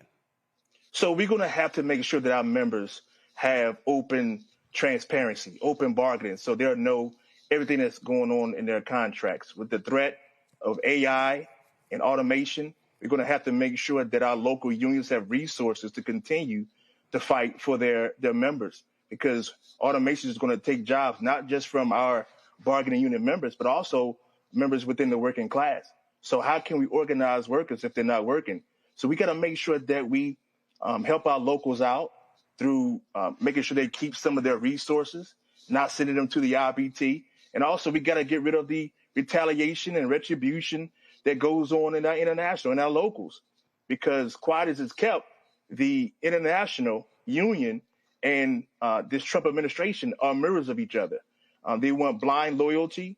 If you don't give it to them, they'll come after you with guns blazing. And so that's why the Teamsters need to move in a more progressive, a more transparent, in a more honest direction. And that's what we're going to deliver for our members. I talked about what Sean O'Brien said about Vice President Kamala Harris, and they did not endorse her. And he describes that. He goes on the podcast of white nationalist Tucker Carlson and talks about her. I guess he forgot when that vote came up, she was the tie-breaking vote that saved the pensions of some 600,000 Teamsters. This is what he actually said. One of my vice presidents, a woman named Joan Corey out of my local, she sits on our general executive board, was at an event with Vice President Harris. And, you know, they're going through the line to get the picture, and Joan introduces herself to Vice President Harris, says, "I'm Joan Corey. I'm on the general executive board for the Teamsters." She goes, "Teamsters? You better get on board. You better get on board. Better get on board soon." So fast forward, she finally agrees to come after we were putting pressure on her, you know, basically, because I was doing interviews all over the place saying, we haven't got invited to the DNC. You know, they haven't accepted our invitation for her to come to a roundtable. So she comes to the roundtable. Same format, same questions. Rank and file members are asking her questions just like they asked every other candidate. And they were trying to negotiate with us. She only wants to answer 3 questions. We're like, there's 16 questions here. So she answers 3 of them. And on the 4th question, one of her operatives or one of her staff slips a note in front of me. This will be the last question. And it was 20 minutes earlier than the time that it was going to end. And her declaration on the way out was, "I'm going to win with you or without you." Richard, Vice President Harris writes in her book, she knew walking into that room that, frankly, was a setup and she wasn't going to get the endorsement. And so she talked about that. But again, this is what amazes me. The Teamsters has 1.3 million members. She was the one who cast the vote, the tie-breaking vote that saved the pensions of half of the union. I'm sorry, if I save your ass with your pensions and not a single Republican voted for it, and you're Sean O'Brien and you're going to the Republican National Convention speaking and kissing MAGA ass, you damn right I expect the endorsement. Like, really? Brother Roland, again, one thing that you may not know, the Teamsters have a issue with misogyny and race. Like you said, you know, a person cast the deciding vote to save your pension, and his pension got a whole lot of money, brother. I don't know if you know that, but his pension in New England got a whole lot of money. And so you would think that he would be the most appreciative and say, you know what, you know, let's go ahead on and support her. But again, when misogyny and race is more important than your pension, this is the outcome and this is the problem. And this is why we decided to run, because the Teamsters are not in a place where we're going in the right direction. Haven't been for a long, long time. Questions from my panel. Greg, you first. Thank you. And Brother Hooker, I mean, listen, man, I appreciate you. And you kind of answered the question I was going to ask when you mentioned race and misogyny in the Teamsters. I'm wondering how the rank and file, the membership, the folks you're trying to now pull together to support you and support your slate, what have been some of the fractures between the rank and file and this clearly racist leadership? I'm sure there's enough energy and there's enough support to get you in the office, but how do you plan on kind of reaching to folks through the rank and file? So one of the things that we've been doing since this summer is going across the country, talking to all the rank and file members that we can, and tell them that there's a better option, there's a better way, and not just through talking, but also listening to their issues. And our platform speaks directly to those issues. What has plagued the Teamsters for many, many years is this transparency issue and things being done behind closed doors. So I've been a Teamster for 26 years, and I've worked for 20 of those years at UPS. For the last 6, I've been an elected official in my local. And so when we talk to our members, we know where they're coming from because we have that relationship because we've done the job that they're doing. And when we listen to their issues, we have experienced what they're going through. And so programs like this, talking to the members face to face and listening to them, as well as there was an article in The Guardian that did a piece on myself and the current general president. And it shed a light into the issues that plague our organization.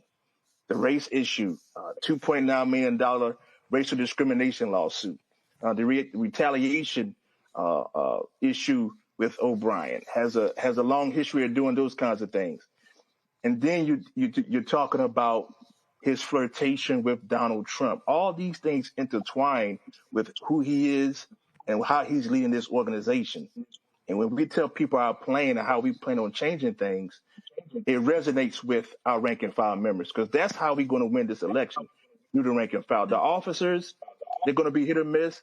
A lot of them are on a payroll. A lot of them are scared because of retaliation from the general president.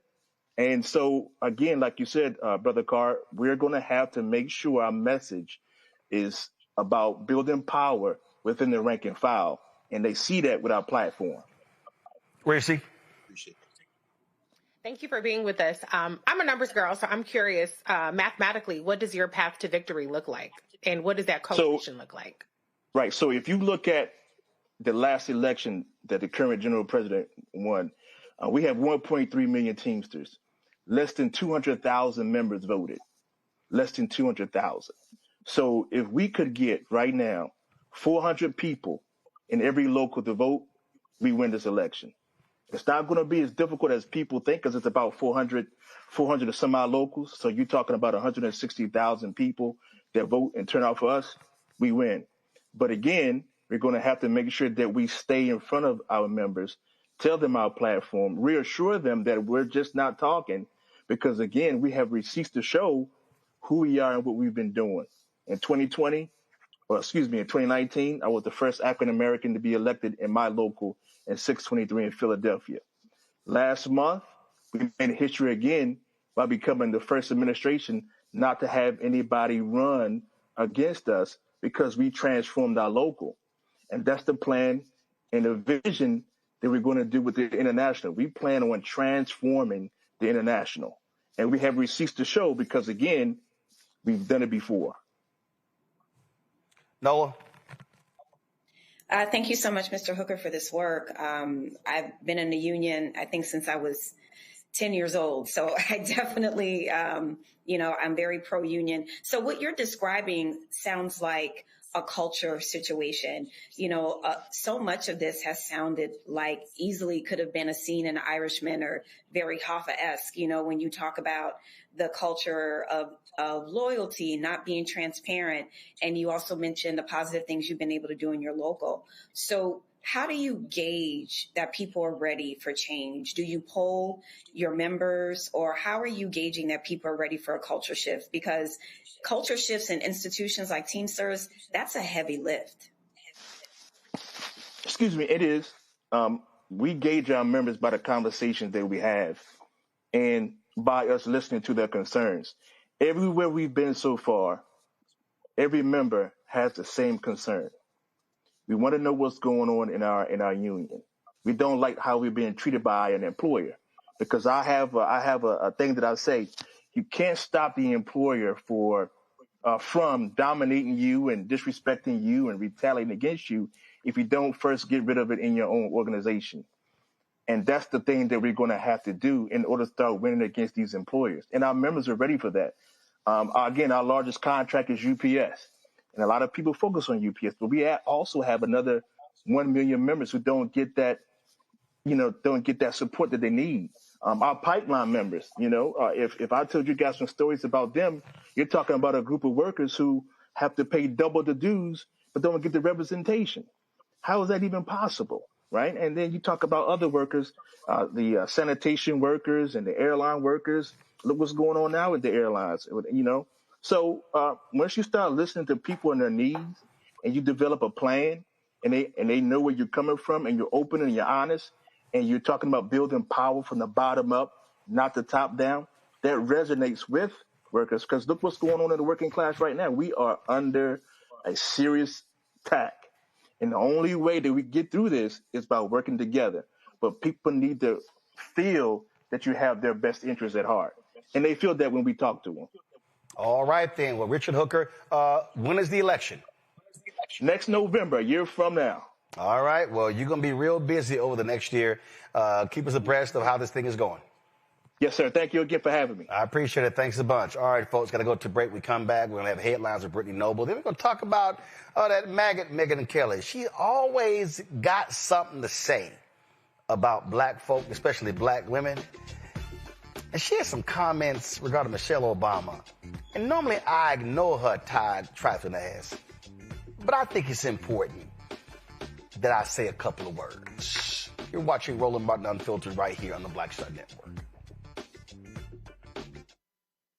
If in this country right now, you have people get up in the morning and the only thing they can think about is how many people they can hurt, and they got the power, that's a time for mourning. For better or worse, what makes America special, it's that legal system that's supposed to protect minorities from the tyranny of the majority. We are at a point of a moral emergency. We must raise a voice of outrage. We must raise a voice of compassion. And we must raise a voice of unity. We are not in a crisis of party versus party. We are in a crisis of civilization, a human rights crisis, and a crisis of democracy itself. And guess what? You've been chosen to make sure that those that would destroy, those that would hate, don't have the final say, and they don't ultimately win. Hatred on the streets, a horrific scene, a white nationalist rally that descended into deadly violence. White people are losing their damn minds. As an angry pro-Trump mob storms the U.S. Capitol, we're about to see the rise of what I call white minority resistance. We have seen white folks in this country who simply cannot tolerate black folks voting. I think what we're seeing is the inevitable result of violent denial. This is part of American history. Every time that people of color have made progress, whether real or symbolic, there has been what Carol Anderson at Emory University calls white rage as a backlash. This is the rise of the Proud Boys and the Boogaloo Boys. America, there's going to be more of this. Here's all the Proud Boys, guys. This country is getting increasingly racist in its behaviors and its attitudes because of the fear of white people. The fear that they're taking our jobs, they're taking our resources, they're taking our women. This is white fear.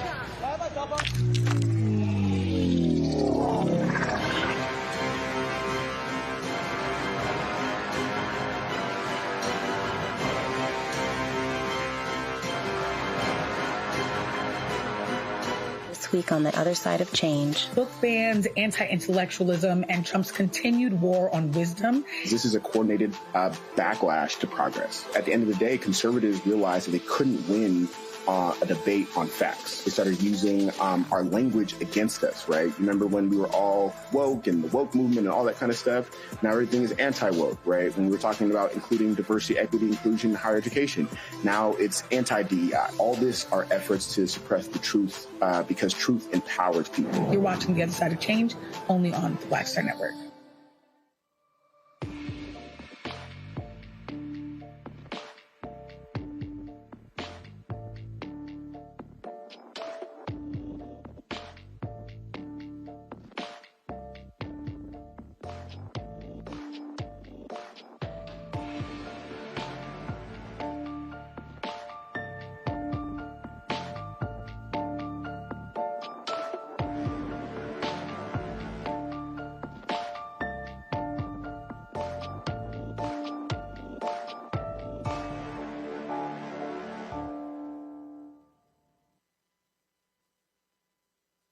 Hi, I'm Lavelle Crawford. I ain't wearing a bow tie today because I wanted to breathe. And you're watching Roland Martin Unfiltered.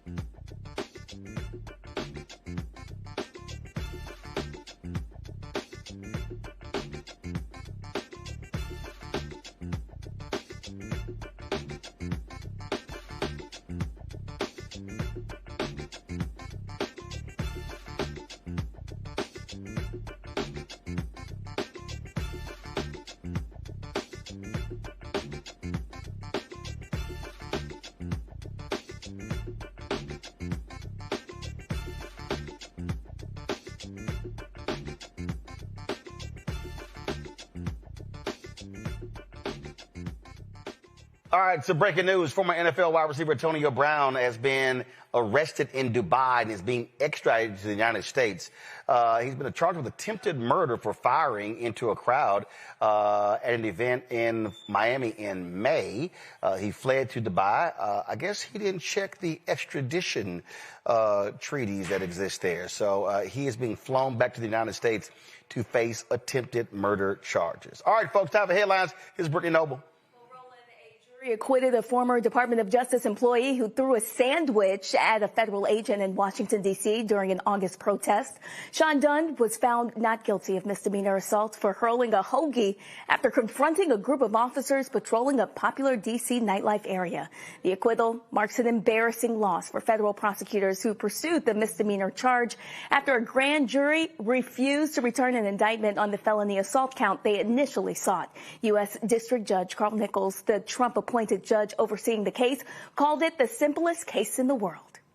Well, a federal judge has issued a preliminary injunction limiting federal immigration agents' use of force in Chicago's Operation Midway Blitz, a ruling sparked by disturbing video and testimony. One incident sparked outrage citywide. ICE agents entered a Chicago daycare and forcibly removed a teacher, a legally authorized asylum seeker, in front of children. Chicago officials condemned the act as shocking and unacceptable. Judge Sarah Ellis sharply criticized the government for lying under oath, saying agents' body camera videos show clear evidence of excessive force, including tear gas deployed without warning, pepper bullets fired at protesters, and chaos instigated on the streets and outside the Broadview ICE facility. The judge's injunction orders agents to strictly adhere to constitutional limits on force and requires full identification and use of body cameras for officers in the field. Speaking of Chicago, a federal judge ordered U.S. Immigration and Customs Enforcement to immediately improve conditions at one of its detention centers after reports of overcrowding and unsanitary treatment of detainees. The ruling follows multiple complaints describing unsafe temperatures, spoiled food, and limited access to medical care within the facility located west of downtown Chicago. Civil rights groups say the case highlights the growing crisis inside U.S. immigration detention centers, where black immigrants, especially those from Africa and the Caribbean, are often among the most neglected and least protected. Advocates argue the decision is a major step toward accountability, but say broader reform is still needed to ensure humane treatment for all people held in federal custody. In its latest State of Black America report, the Urban League warns that decades of civil rights progress are being rolled back, from voting rights and education to housing and health care. President Mark Morio calls it a coordinated assault on equality and democracy, urging immediate action to defend hard-won freedoms. The organization is now mobilizing communities nationwide to push back through advocacy, organizing, and the courts. Well, the Urban League frames this as an urgent call to action, not just for Black America, but for the nation's future. A democracy willing to destroy itself rather than deliver justice is a democracy in crisis, warned Morio. He went on to say this is an emergency. The National Urban League urges vigilance, mobilization, solidarity, and support. Well, Black women are leading a wave of change in city halls. For the first time in New York history, voters elected Black women to serve as mayor. In Albany, Dorsey Pliers will be the city's first Black mayor, winning by a landslide after years of public service roles. Meanwhile, in Syracuse, Sharon Owens declared victory, becoming Syracuse's first Black mayor-elect and only the second woman to hold the role. She won the election in a landslide, claiming almost 75% of all the votes. Roland. All right. Brittany, I appreciate it, folks. We're going to go to break. We come back. I got a few things to say about Megyn Kelly. Her trifling ass. She's always talking about black people, especially black women. So I'm going to deal with that when we come back right here on Roland Martin Unfiltered on the Black Star Network. Next on the Black Table with me, Greg Carr. The United States is the most dangerous place for a woman to give birth among all industrialized nations on the planet. Think about that for a second. That's not all. Black women are 3 times more likely to die in this country during childbirth than white women. These healthcare systems are inherently racist.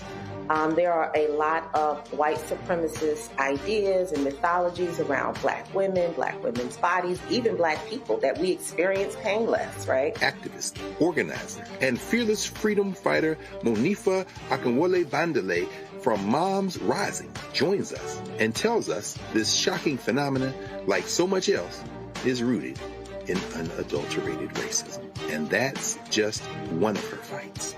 Monifa Bandele on the next Black Table here on the Black Star Network.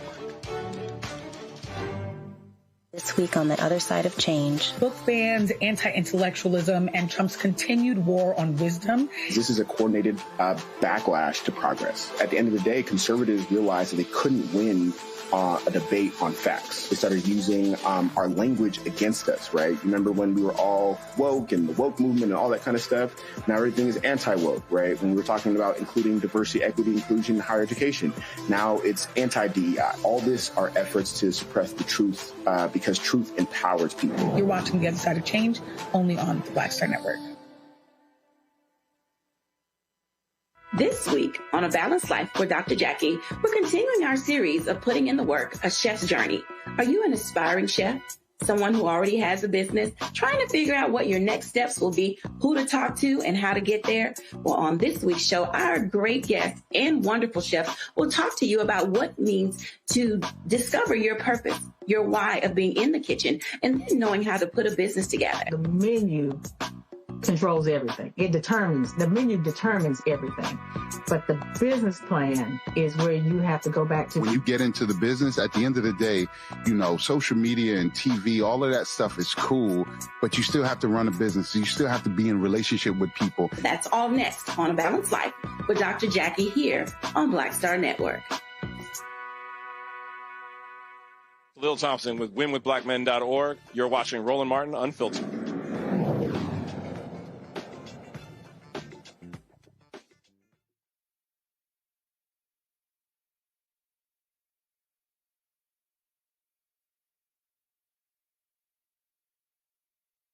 All right, folks, after a long time, the U.S. House, Nancy Pelosi decides that she is retiring. Made the decision today. A lot of people have been commenting on that. One of the people who worked with her as communications director is Ashley Etienne. She joins us right now. Ashley, your thoughts, perspective on this decision to Pelosi to finally retire? Yeah, I mean, finally, I mean, it's upsetting to me. I mean, it's a sad day. It's the end of an era. But the reality is, you know, all things, good things come to an end. From my perspective, I think, you know, Nancy Pelosi is an object lesson in leadership and power. I mean, take party out of it, take gender out of it, any other sort of negative. Just look at it objectively. And she is an object lesson, one that should be studied by all, no matter who you are, on how to boss up. And so, for me, I just was able to watch her up close and in those meetings, and it was like a masterclass in how to build and wield and leverage power, to watch her work with such clarity of purpose and conviction and a deep sense of purpose to the nation. I mean, it was incredible. And, you know, she gave me opportunities to not only be at the center of history, but to make history myself, serving in the role that I did, leading the impeachment war room for Donald Trump. So, I mean, there's so much to say and unpack about Nancy Pelosi. She is by far the most effective speaker in our lifetime, as well as the most effective legislator of our lifetime, legislator, I should say.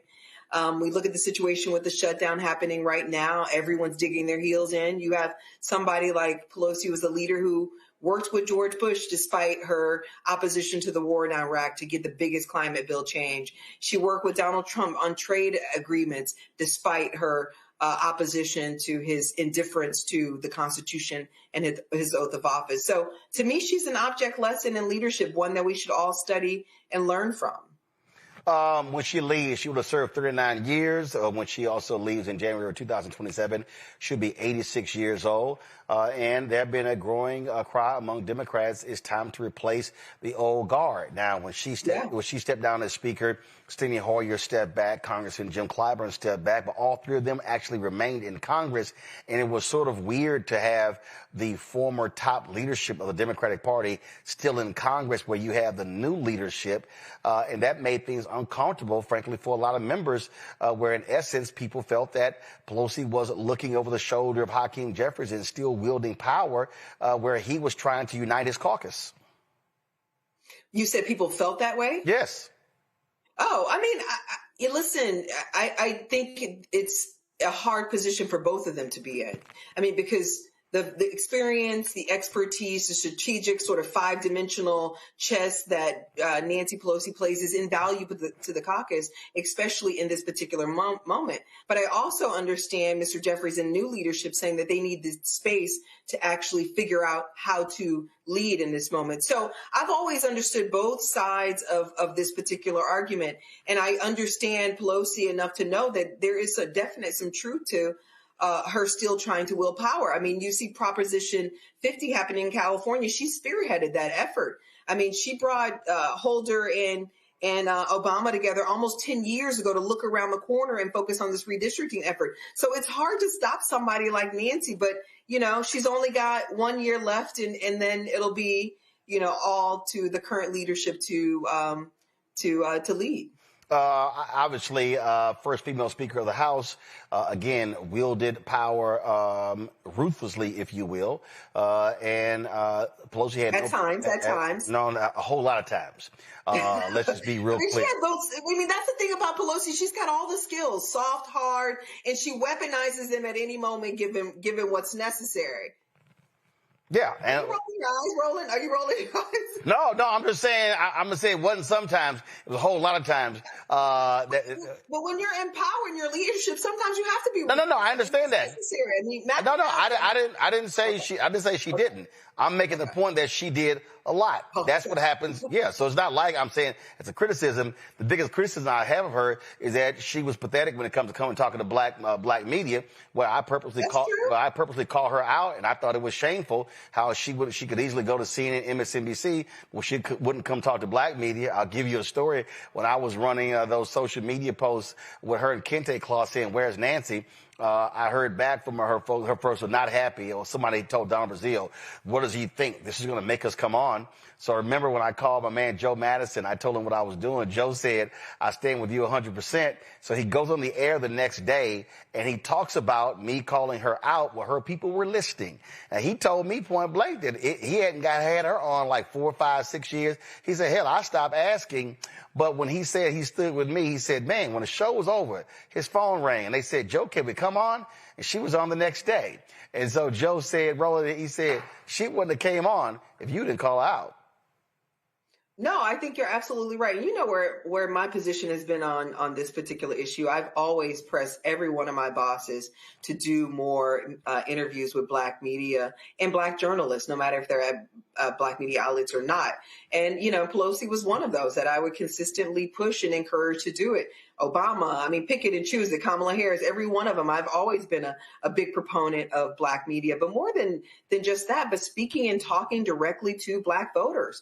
And the best way to do that is through black media. So I was always a proponent of it. The reality is, you know, a lot of these elected officials have people around them, and they're up and down throughout the party that don't agree with me on that particular issue and don't think that it's necessary to do a lot of black media. So that's always an imposition. But people like, you know, well, I can only speak for myself. I mean, I've always encouraged it. And even in that moment when you were protesting and making your point, I never discouraged you from doing that. You know, I was internally trying to push to make it actually happen. Yeah. And so again, I mean, no doubt, man, she'll go down as one of the greatest speakers in American history. And it's definitely a hard act to follow. And so we'll see if when she steps away and the new Congress is sworn in, if that gavel is going to be handed to Hakeem Jeffries. Yeah, it'll be interesting to see what happens. I got my fingers crossed. All right. Ashley Etienne. All right, have a good night. Thanks a lot. See you. All right, then. Let's see here. Panel. Anybody got something to say about Nancy Pelosi before I go to my next story?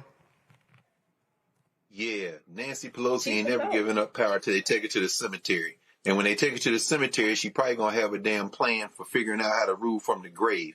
If I'm Hakeem Jeffries, I'm wearing bulletproof vests in the front and the back until she finally pulls her last card. Because if you think Nancy Pelosi leaving Congress is the end of Nancy Pelosi, you're not paying attention.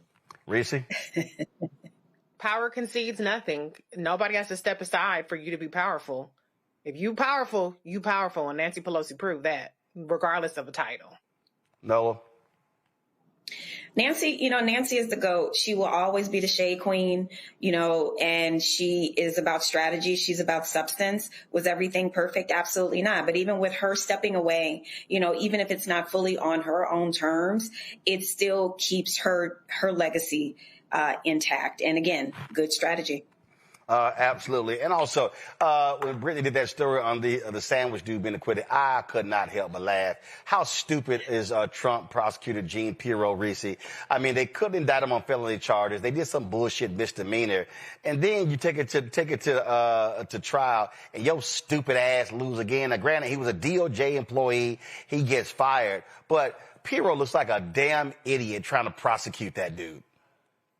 Listen, long live the sandwich king of D.C. I am here for it. He got arrested running this slow-mo shit. He got up. It's not so often that I root for a white man beating the case, but this man, give him all the things. Somebody give him a Subway, he needs some Mike subs or a Subway endorsement deal. Something. Give him all the things. I love it. Always walk around with some sandwiches. But black people don't try that shit. Don't try that shit. But I do love this headline that media I had. Foot long and fancy free. D.C. jury finds protester Antoine. Come on, bro. Thank you. D.C. jury finds protester who lobbed sandwich at ICE agent not guilty. Foot long and fancy free. All right, y'all. Let's deal with my last story. I try my best to ignore dumbass Megyn Kelly. The other day, she made a comment after Zohran Mamdani's speech. The mask is off. Well, first of all, her hateful mask has been off for a very long time. We knew her ass was trifling at Fox News, and then when she went to NBC, we knew she was full of shit there. That's why she lost her job there. Now, she walked away with $69 million. I don't know what the hell Andy Lack was thinking her ass was going to appeal to anybody at NBC and gave her all that damn money. They don't never give black folks those $69 million, work for a year and a half. Work for a year and a half, and then you walk away with $69 million. So now she's doing her own thing. She run around, got her own network. She on Sirius. New York Post promotes any dumbass thing this fool says. And so she always is weighing in on black shit. And if there's anybody who should have a big ass sign that says shut the fuck up when it comes to black stuff, it should be Megyn Kelly. Okay? So before I even get into her comments, let me remind y'all, this is what the dumbass Megyn Kelly had to say about Santa Claus when she was on Fox News.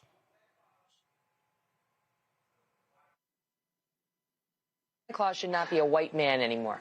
And when I saw this headline, I kind of laughed and I said, oh, this is so ridiculous. Yet another person claiming it's racist to have a white Santa, And by the way, for all you kids watching at home, Santa just is white, but this person is just arguing that maybe we should also have a black Santa. But, Santa is what he is, and just so you know, we're just debating this. Okay. Santa's fictional. So she was stupid as hell there. So you could have a black Santa, a brown Santa, a white Santa. But again, that's when you dumbass. She really was sitting here acting like they were having a factual debate over a fictional ass character. But anyway, so then when she took her ass to NBC Today's show, then of course she had to run her damn mouth when the issue of Halloween and blackface came up. Here's what this fool said. Freedom of expression, this is not in our country, but freedom of expression is a beautiful thing. So is freedom of speech. It's part of why I like living in the United States of America. If you're going to dress like an idiot, act like an idiot, and actually dress and be racist, then somebody should say something to somebody, but you should still be able to dress like a moron. But what is racist? Because truly, you do get in trouble if you are a white person who puts on blackface on Halloween, or a black person who puts on whiteface for Halloween. Back when I was a kid, that was okay as long as you were dressing up as like a character. If somebody feels like something is offensive to them, then you should say it, and that's fair game, and you should be able to take it if you're going to dress up like that. Yeah, you got to be able to take it. Yeah. I hope Megyn Kelly learned her lesson. Why don't you stay away from holidays? Because your track record ain't good talking about holidays. So now we got the latest stupid shit. Now, earlier this year, she had the nerve to call Jemele Hill ugly. I mean, when you're a flat ass, skinny ass, bony white woman, you really should not be talking about the looks of other people, okay? And that's just a fact, Okay, so here you have Michelle Obama sitting down with Robin Roberts. It was some special on ABC. And the former First Lady said this about her hair. Okay, we don't have the Michelle Obama comment? Okay, y'all, that's what's set up. Okay, so hold on. Let me, because that sets up the Megyn Kelly deal. So we should have had that. So, all right. So, and you know, first of all, I didn't see the special. I didn't even know anything about it. And it was just like, okay, fine. But then all of a sudden, I'm looking at some other comment, and they were talking about it. Well, actually, Michelle Obama was talking about the idea of straightening hair and things along those lines. And this actually was, I think this was the comment right here. So go to my iPad. As women of color, that the way our hair naturally grows out of our head, it's beautiful, but if we struggle to make it look like the standard, that means we are spending thousands of hours and lots of money straightening out what is naturally curly hair, right? And that takes time out of your life. It costs money. Interview that she did, that wasn't the one with Robin Roberts. So, white woman Megyn Kelly, who ain't got curly hair, who has no idea what any black woman has to deal with when it comes to her hair, her silly ass decided to weigh in. Once again, we haven't lived up to their high standards, and we're essentially being called racist.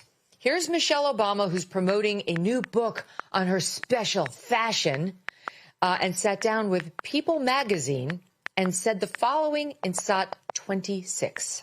Hair as women of color, that the way our hair naturally grows out of our head, it's beautiful, but if we struggle to make it look like the standard, that means we are spending thousands of hours and lots of money straightening out what is naturally curly hair, right? And that takes time out of your life. It costs money. Okay. So what she's saying is she's bitter because society's standards, in her view, don't allow black women to just walk around with their natural hair. That is bullshit. Black women can walk around with whatever hair they want. Only in Michelle Obama's warped mind do white people not like them unless their hair looks like white hair. And here's the other thing. The nerve of this woman to pretend that black women are the only women who have to spend a bunch of time getting their natural hair to, quote, conform to these alleged society standards. Because virtually every woman I know, every woman spends a shit ton of time on her hair and wants it to look better than God made it. It's not a black thing. It's a human thing, and it's especially a woman thing. But she's always reducing everything to race. There are a lot of people who watch this show, and they pray for me all the time. And they say, Roland, please, do you have to cuss? And I really try my best not to cuss. But in this case here, I just got to go ahead and say, Megyn Kelly, please shut the fuck up. You literally don't know shit about black people. You don't know shit about black women and hair. In fact, you're so fucking stupid, Megyn, you can't even follow the news.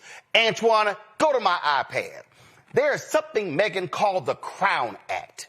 It was first passed in the state of California, which forbid hair discrimination in America. Congresswoman Bonnie Coleman has been trying to get it passed on the federal level. It passed the House, but Republicans in the Senate actually blocked it. So yeah, numerous states have actually passed the Crown Act. Even Republican as conservative as Texas passed the law called the Crown Act.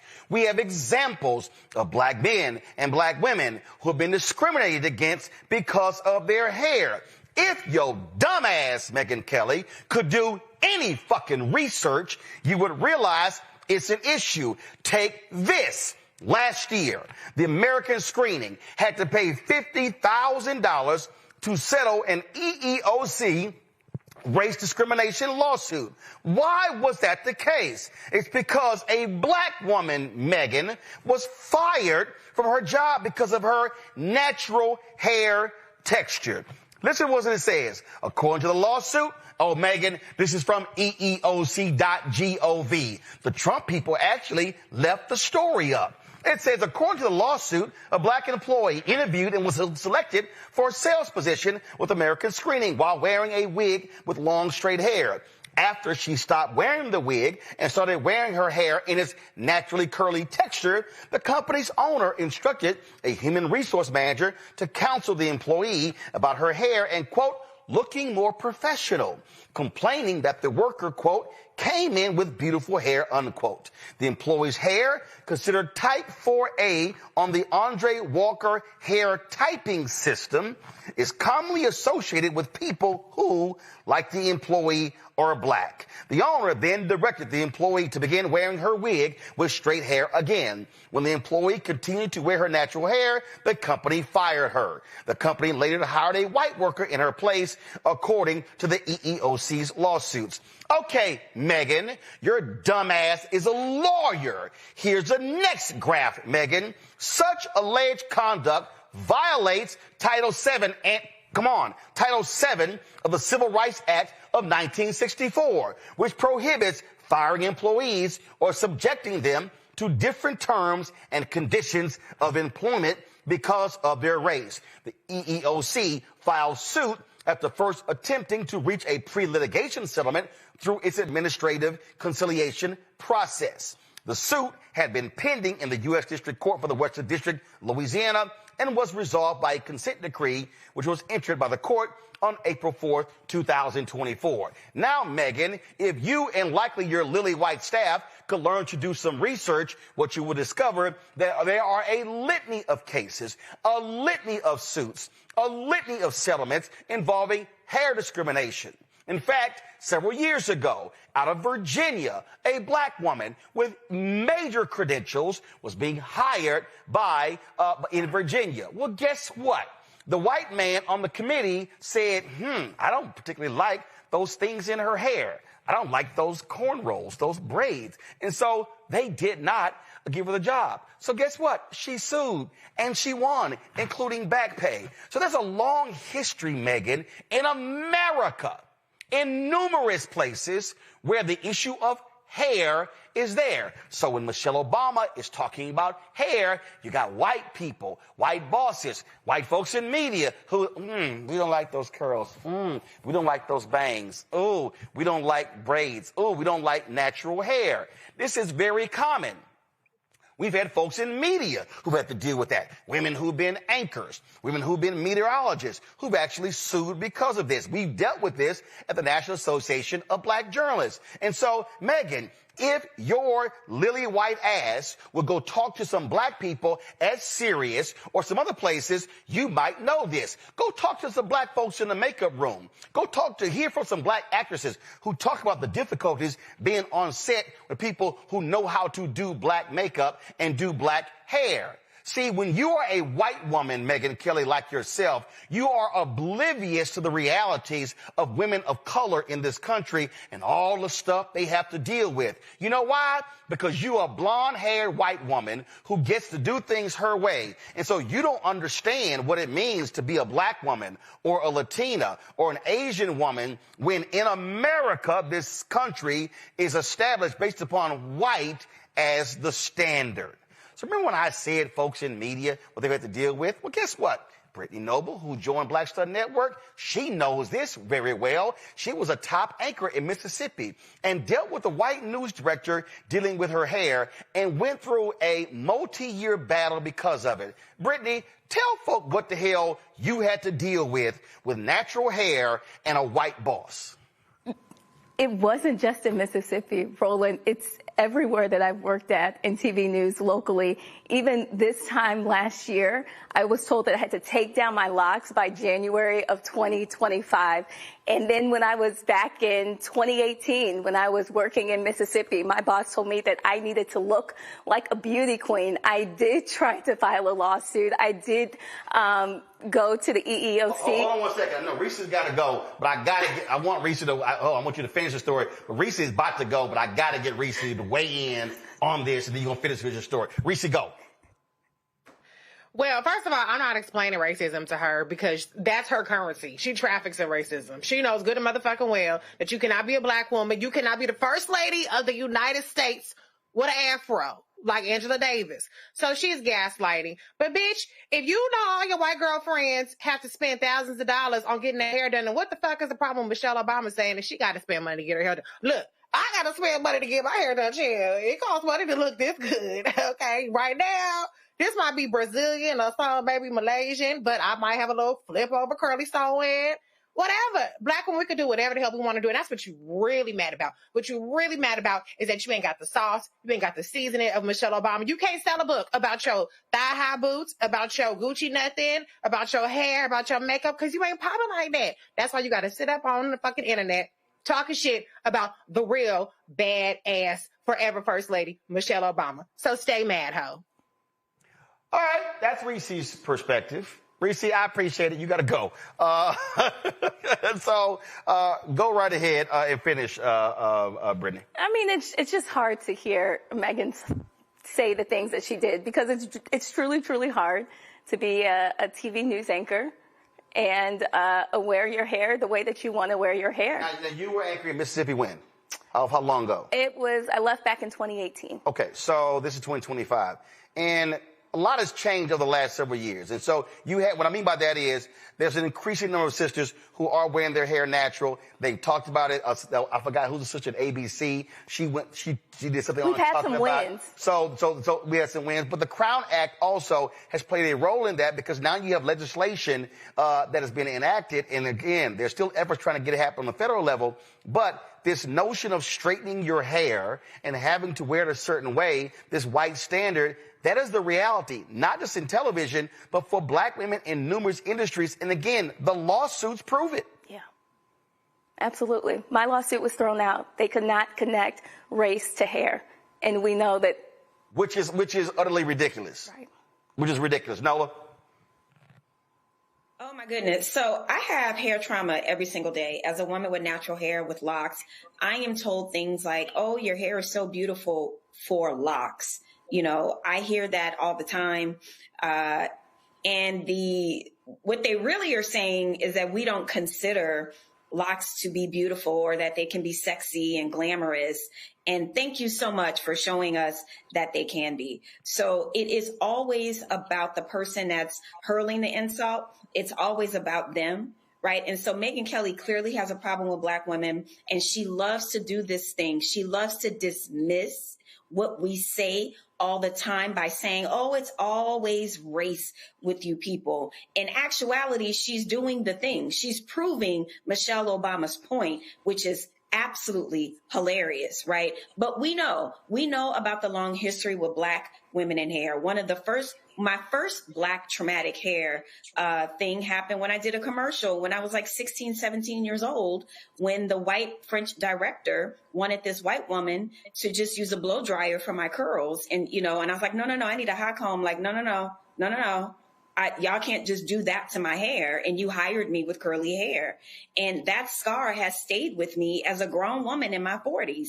Like these hair traumas that happen to black women every single day. That's just part of these microaggressions that we just have to like internalize and keep it moving. And so that's Roland. That's why I texted you if you was going to cue up Solange, don't touch my hair, because guess what? Nope. Don't touch my hair. Don't think about my hair. Don't talk about my hair. We are not the same. Period. Greg? I'm just listening and always in appreciation of the hair of African people. And of course, as Malcolm X said, the most disrespected woman in the society, person in the society is a black woman. I've stood at this point 14 times in the Cairo Museum and looked at a case of human hair wigs made by the ancient Egyptians with every kind of braid and curl that we see today. I'm talking about wigs, some of them going back 5,000 years. The micro braids, the dookie braids, everything. So anybody want to argue whether Egyptians are black, come on with me. I'll take you to the Cairo Museum and you'll see who they are. But, you know, listen to this. And Michelle Obama's new book, The Look, is magnificent.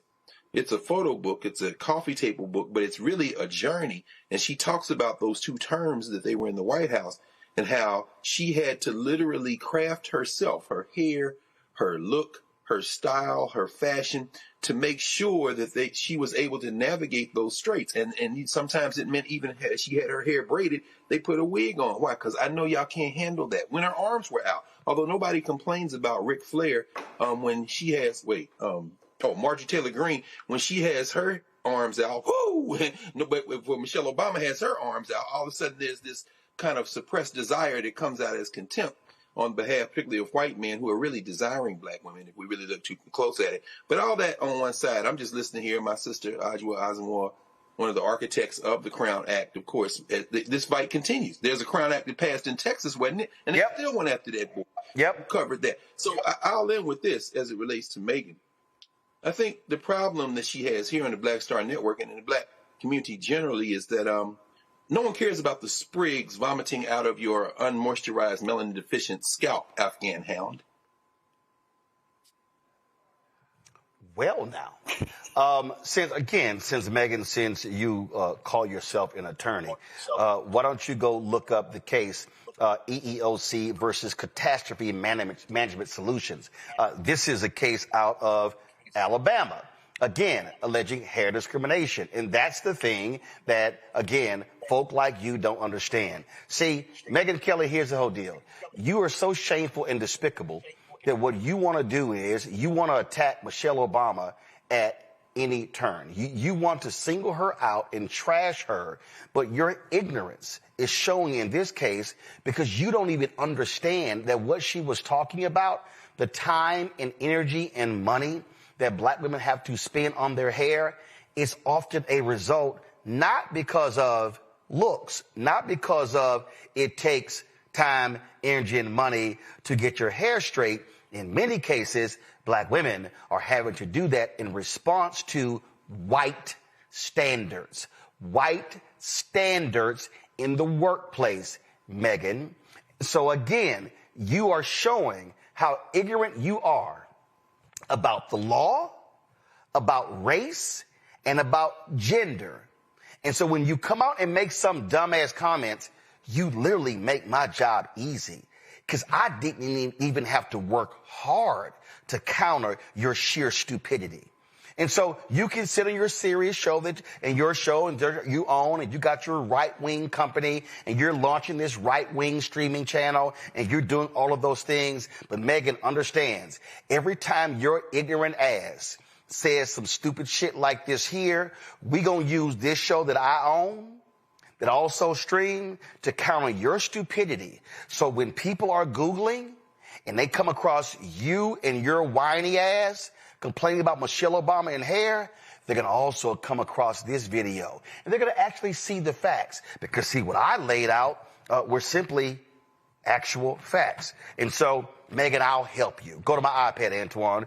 Megan, if you simply go to right here, thecrownact.com, then you will actually see the legislation and how, Dove, National Urban League, the Color of Change, Western Center on Law and Poverty, how they are working to combat this. Then you'll see right here the 2023 Crown Workplace Research Study. Why don't you do this here? Go to Google and just very simply, Megan, type in black woman and EEOC and hair lawsuit, and you'll see the numerous cases where these things exist, as if you actually care. And so I don't care for your show. I don't care for your perspective, because you're not actually trying to have real debate and dialogue. What you want to do is show your hate.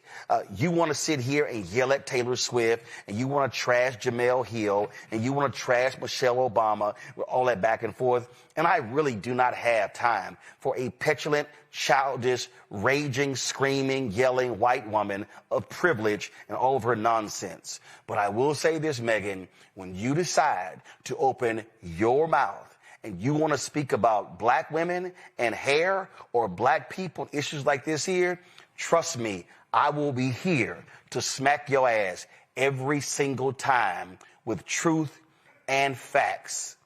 So I'm going to close on this here, because when we did our Crown Act special, I reached out to my girl, India Ari, and of course, she has a famous song that deals with the issue of hair. And when we did that Crown Act special after the first year, she did this special song just for me. So, Megan, this is for your ignorant, simple, bland strand blonde hair. Check this out.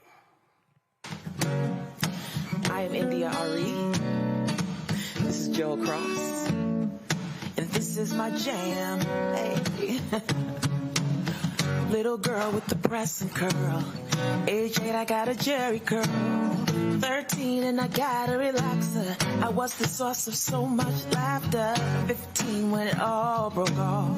18 and I went all natural. February 2002, I went on and did what I had to do.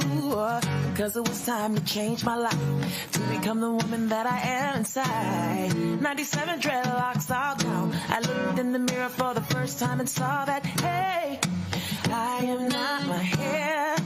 I am not the skin. I am not your expectation. No, I am not my hair. I am not the skin. I am the soul that lives within. Da da da da da da da da da da da da da. Good hair means curls and waves. Bad hair means you look like a slave. At the turn of the century, it's time for us to redefine who we be. You can shave it off like a South African beauty. Got it on lock like Von Molly. You can rock it straight like Oprah Winfrey. If it's not what's on your head, it's what's underneath. Then say, hey, I am not my hair. I am not the skin. I am not your expectations. No, I am not my hair. I am not the skin. I am the soul that lives within. Does the way I wear my hair make me a better person? Does the way I wear my hair make me a better friend? Oh, does the way I wear my hair determine my integrity? I am expressing my creativity. So consider this for a moment. This song is actually not about hair. It's about self-definition and how we define each other. So there's a difference in identifying with something and identifying as something. And so in this song, I'm saying that I identify with my external characteristics, with my blackness, with my beauty, but I identify as my soul. And the truth is, racism and discrimination is actually born out of identifying people as their external characteristics. And so we needed legislation to say that people can wear their hair however they want to at work. Sad that we need it, glad that we have it. So, this is our song. I am not my hair. I am not the skin. I am not your expectation. No, no. I am not my hair. I am not this skin. I am the soul that lives within. That's why black-owned media matters. And that's why this show matters. Let me thank Reese, Nola, Greg for being on the show. Brittany, I appreciate it as well. Folks, this is why y'all support this show, because we ain't going to be silent. Okay? We ain't buying our heads. We ain't backing down from nobody. And we going to check any of these fools who want to come at any of our people.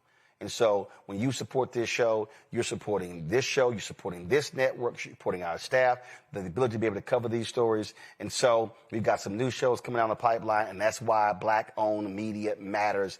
And guess what?